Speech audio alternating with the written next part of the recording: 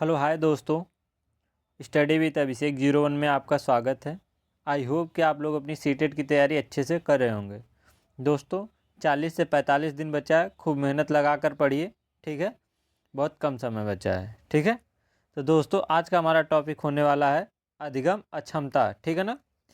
आज हम पढ़ेंगे अधिगम अक्षमता में दोस्तों डिसलेक्सिया, डिसग्राफिया, डिसकैल्कुलिया, डिसमोरोपिया, ठीक है, कि इसके संबंधित क्या क्या होता है। और इससे दोस्तों एक या दो क्वेश्चन जरूर आता है, ठीक है ना।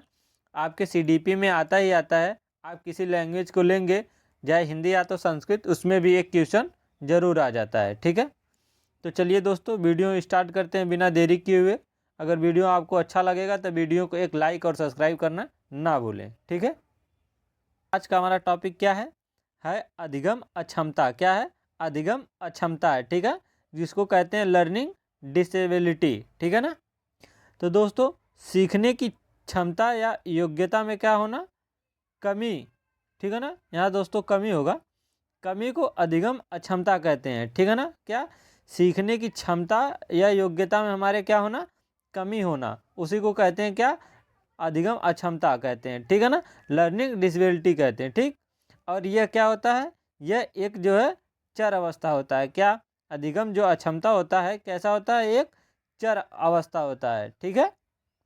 फिर दोस्तों आइए हम जानते हैं कि अधिगम क्षमता से कौन कौन से विकार होते हैं। जैसे दोस्तों है पहला डिसलेक्सिया। क्या है? डिसलेक्सिया। तो डिसलेक्सिया से दोस्तों आपका कौन सा विकार हो जाएगा? तो डिसलेक्सिया से आपको क्या होगा? पढ़ने से जो दोस्तों क्या होगा? संबंधित कठिनाई होगी। किसी अक्षर को आप लोग क्या करेंगे? जैसे कोई बच्चा है दोस्तों, ठीक है, यस, ठीक है ना, यस ना पढ़कर क्या पढ़ेगा दोस्तों? जैसे सा लिखा हुआ है तो कोई पढ़ेगा वाज, ठीक है ना। अर्थात उसे क्या होगा? पढ़ने में क्या होगा? दिक्कत होगा, ठीक। और इसे याद करने का तरीका है दोस्तों, जैसे पढ़ना तो ले पढ़ना, ठीक है। डिस ले मतलब दोस्तों, ले मतलब लिखना, लिखना मतलब लिखे हुए चीज़ को हम क्या करें? पढ़ ना पाएँ, तो ले, इससे ट्रिक से याद कर लीजिएगा, ठीक। दूसरा है दोस्तों डिसग्राफिया, ठीक है ना। डिसग्राफिया, तो दोस्तों यहाँ देखिए ग्राफ आ गया, ठीक। तो ग्राफिया से मतलब ग्राफ, ठीक है ना। तो डिसग्राफिया से हमको दिक्कत होती है दोस्तों लिखने से संबंधित। किससे? लिखने से संबंधित दिक्कत होती है। तो ग्राफ पर हम लोग क्या करते हैं? लिखते हैं। तो याद कर लीजिएगा, जब ग्राफ आए तो समझ लीजिएगा क्या है? वह लिखने से संबंधित कठिनाई है, ठीक है ना, कि लिखने में उसे क्या हो रही है? प्रॉब्लम हो रहा है, ठीक। जैसे कोई ए जगह क्या लिख दे रहा है? कोई वी बना दे रहा है, ठीक। डब्लू की जगह कोई क्या कर दे रहा है? यक्स बना दे रहा है, या तो वाई। अर्थात क्या हुआ? उसे लिखने में क्या है? कठिनाई हो रही है, ठीक। याद कर लीजिएगा डिसग्राफिया से, ठीक है ना। फिर तीसरा हमारा आ जाता है दोस्तों क्या? डिसकैलकुलिया, ठीक है ना। डिसकैलकुलिया मतलब गणितीय गणना से संबंधित समस्या। अर्थात क्या हो? 4 + 5 = 9, तो 5 + 4 बराबर क्या होगा? वह क्या कर रहा है? जोड़ नहीं पा रहा है, ठीक है ना। या तो 4 × 2 8, तो फिर 4 2 गुणे, ठीक है ना, 2 × 4 कितना होगा? 8। यह जो क्या है? 4 × 2 8 होता है, बट यह क्या कर रहा है? गुणा नहीं कर पा रहा है, तो इसको क्या है? डिसकैलकुलिया है, ठीक है ना। आप कैलकुलिया से दोस्तों जान सकते हैं कैलकुलेशन करना, तो याद कर लीजिएगा कैलकुलिया मतलब कैलकुलेशन।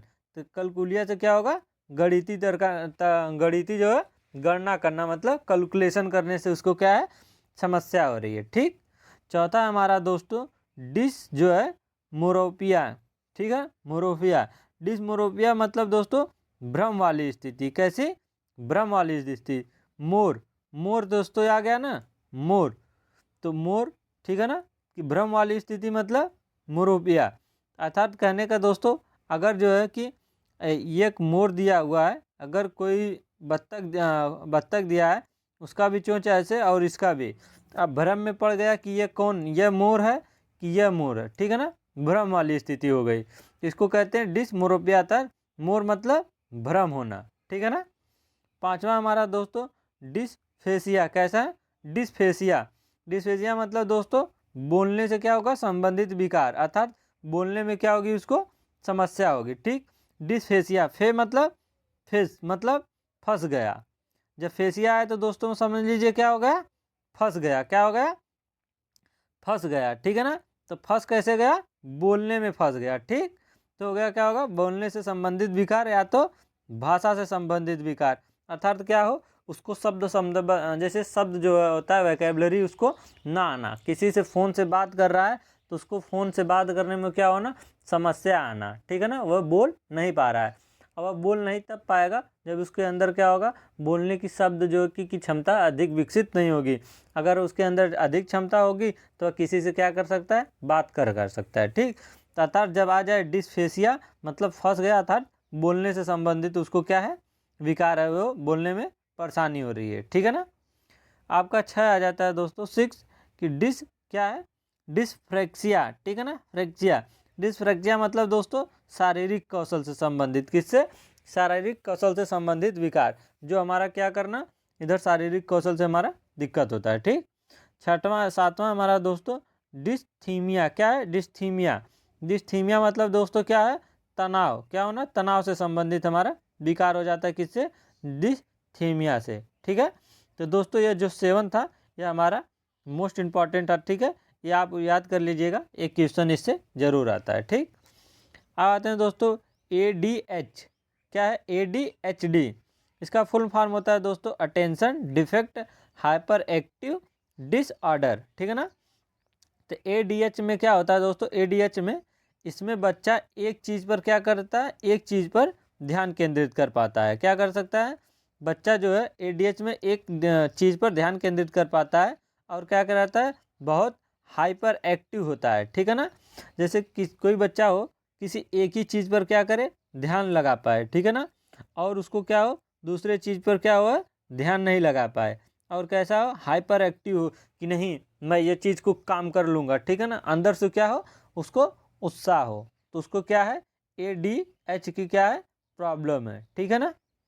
दूसरा है दोस्तों स्वलीनता, या ठीक है, हम कह सकते हैं इसको स्वलीनता। स्वलीनता है दोस्तों, यह बार बार किए जाने वाला क्या है, व्यवहार, अर्थात बिहेवियर है।